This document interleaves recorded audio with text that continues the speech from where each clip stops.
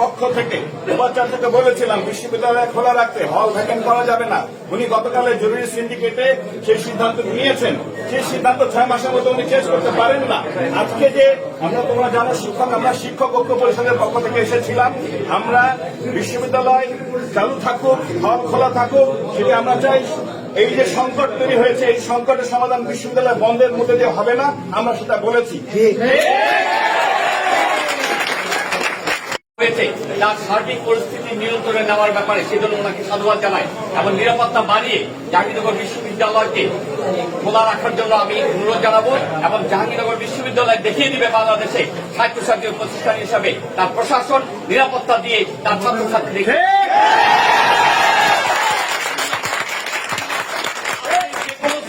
সিদ্ধান্তের কারণে যদি বিশ্ববিদ্যালয়ে একটি ছাত্র আহত হয় অথবা নিগৃহীত হয়, এর দায় দায়িত্ব পুরোপুরি প্রশাসনকে। নিরাপত্তাকে হুমকির মুখে ফেলতে পারি না। আমরা শিক্ষক হিসাবে জাহাঙ্গীরনগর বিশ্ববিদ্যালয় সবাই আমরা ছাত্রদের নিরাপত্তার জন্য আমরা উপস্থিত থাকছি। আমি আমাদের কথা আমাদের শিক্ষকদের পক্ষ থেকে, ঐক্য ফোরামের পক্ষ থেকে, সিন্ডিকেটের সভাপতি হিসাবে আমাদের মাননীয় উপাচার্যের কাছে আমরা আমাদের কনসার্ন ব্যক্ত করেছি।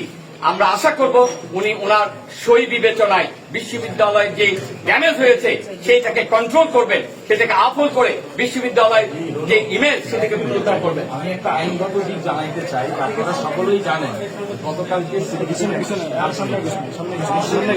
অ্যাক্ট অনুযায়ী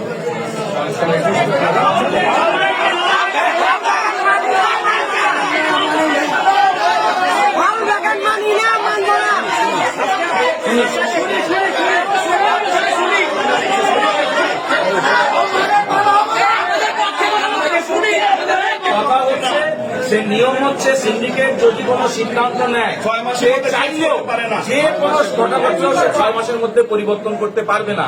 অতএব গতকালকে যে সিদ্ধান্ত হয়েছে বিশ্ববিদ্যালয় বন্ধ না করার এবং হল ভ্যাকেন্ট না করার, সেই সিদ্ধান্ত কেউ আইনগতভাবে আর পরিবর্তন করতে পারবে না।